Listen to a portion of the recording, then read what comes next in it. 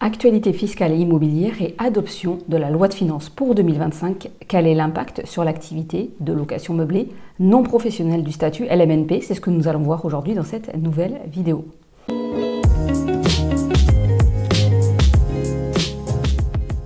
Bonjour et bienvenue sur la chaîne, je me présente, je m'appelle Célia Pétrisson, je suis expert comptable, je suis la fondatrice du cabinet PMC Expertise Comptable, un cabinet spécialisé dans l'accompagnement des investisseurs immobiliers, mais également des professions libérales. Donc si vous êtes également une profession libérale, on a une chaîne dédiée sur cette thématique, je vous invite à vous abonner à cette chaîne, le lien est dans la bio. Donc aujourd'hui, une vidéo pour faire un point d'actualité sur l'évolution de la fiscalité sur le statut de loueur meublé non professionnel suite à l'adoption de la loi de finances pour 2025. Le projet de loi de finances initial n'a pas été adopté et le gouvernement de François Bayrou vient d'adopter la loi de finances pour 2025 avec le 49.3. Au niveau de cette loi de finances, certaines mesures impactent le statut de loueur meublé non professionnel. Donc aujourd'hui dans cette vidéo, on va aborder les mesures qui vont impacter votre activité de loueur meublé non professionnel. Donc le nouveau calcul de la plus-value des particuliers en intégrant donc les amortissements, ce qui change pour les personnes qui ont fait de la location meublée jusqu'à ce jour. Et enfin, on va voir quelles sont nos préconisations pour la suite pour vos biens déjà loués en meublé, qu'est-ce qu'il faut faire et concernant vos prochains projets d'investissement immobilier, sous quel statut vous devez les porter. Donc, concernant l'actualité fiscale du statut de loueur meublé non professionnel, il y a en fait 4 mesures essentielles, donc 3 qui concernent la loi de finances et une, en fait, la mesure anti-Airbnb, qui a des conséquences concrètes pour la location meublée si aujourd'hui vous faites du saisonnier. Donc, ce qu'il faut noter, c'est qu'au niveau de la loi anti-Airbnb, ce qui impacte principalement l'activité de location meublée, c'est si vous êtes sur le régime forfaitaire. Si vous êtes sur le régime réel, il n'y a pas vraiment de nouveauté. Quand vous êtes sur le régime forfaitaire, donc simplifié, le régime simplifié, c'est que vous avez un abattement sur vos recettes et le régime réel, c'est que vous tenez une comptabilité. Donc quand vous êtes sur le régime simplifié, le régime forfaitaire, les abattements évoluent.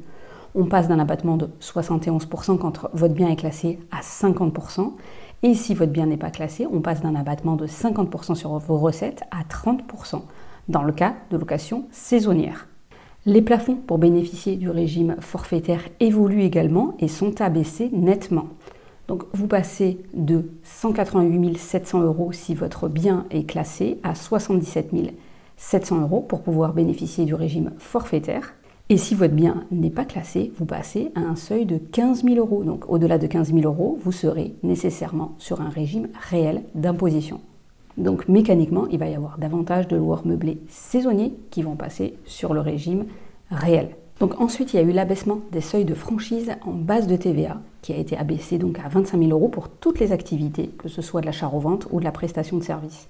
Donc cette mesure a pour le moment été suspendue, mais elle pourrait avoir un impact sur l'activité de location saisonnière. Parce qu'en fait, il y a une modification de la doctrine sur la fin d'année 2024. Cette modification de doctrine aurait pour effet de faire rentrer des loueurs meublés saisonniers, donc uniquement saisonniers, au niveau de la TVA.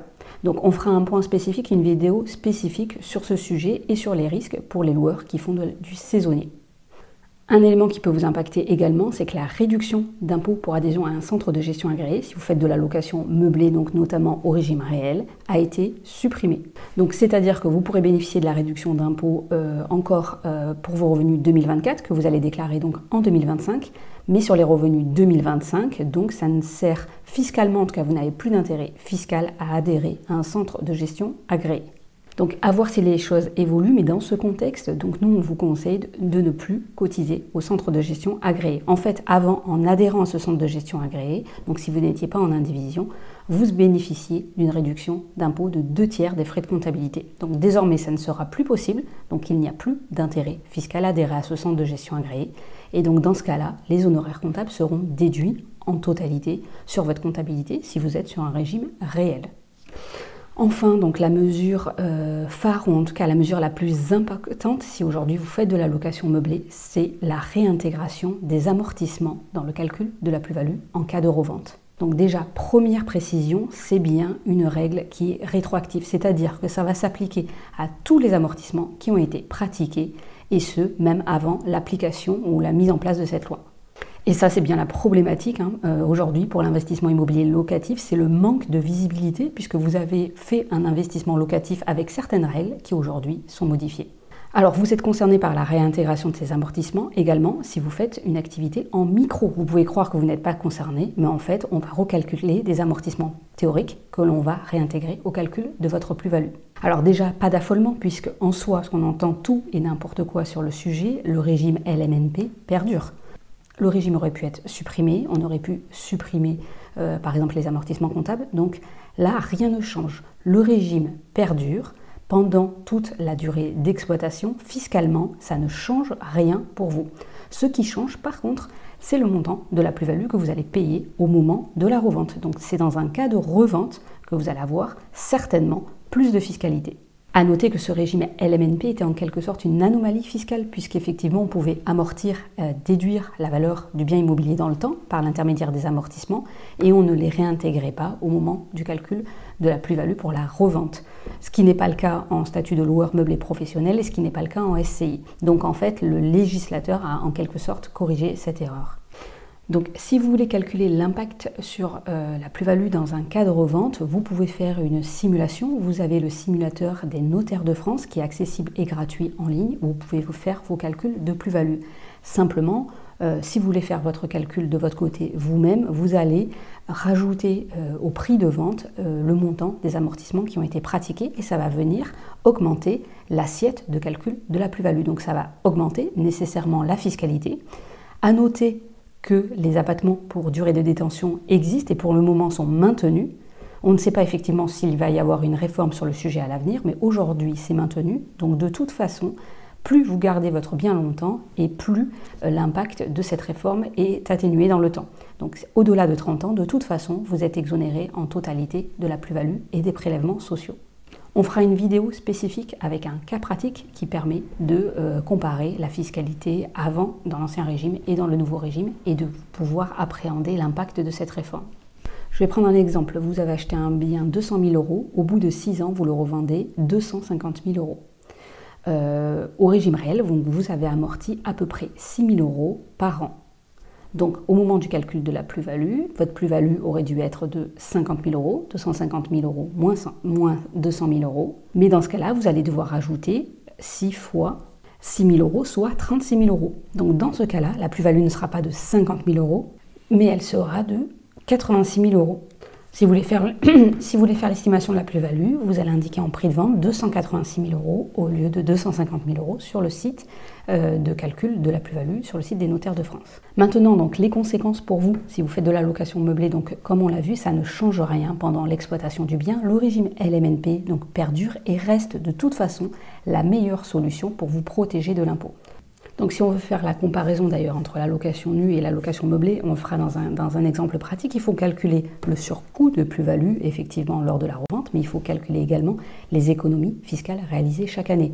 Et en statut de location meublée, ça va vous permettre de réaliser des économies fiscales significatives par rapport à louer un bien en location nue et être en fiscalité des revenus fonciers. Donc le régime LMNP reste toujours très favorable. À noter aujourd'hui, alors en l'état, on ne sait pas si effectivement il va y avoir une réforme de la fiscalité encore à l'avenir, mais en l'état, plus vous détenez le bien longtemps et plus l'impact de cette réforme est faible. Donc vous pouvez même être exonéré en totalité de la plus-value à la sortie sur une détention très longue. Il faut faire le point également sur les autres régimes d'exonération de plus-value qui existent. Il existe un régime de revente d'exonération de plus-value dans le cas de revente de biens secondaires pour l'achat d'une résidence principale. Donc ça peut être intéressant de regarder si vous pouvez être soumis, si vous pouvez rentrer dans le cadre de cette exonération. Et aujourd'hui, compte tenu de l'instabilité fiscale politique, effectivement, on ne sait pas ce que va advenir le régime LMNP à l'avenir. Donc de toute façon, pour un bien déjà acquis, bon, il n'y a pas vraiment de débat, puisque aujourd'hui, si vous changez de mode d'exploitation, vous allez payer plus de fiscalité. Mais la question se pose quand même pour vos prochains projets d'investissement. Aujourd'hui, il faut vraiment regarder d'autres véhicules juridiques, c'est-à-dire des investissements en société, puisqu'on est sur un régime fiscal des professionnels, des entreprises dont la fiscalité est plus stable dans le temps. D'ailleurs, le taux d'impôt sur les sociétés a tendance à diminuer ces dernières années.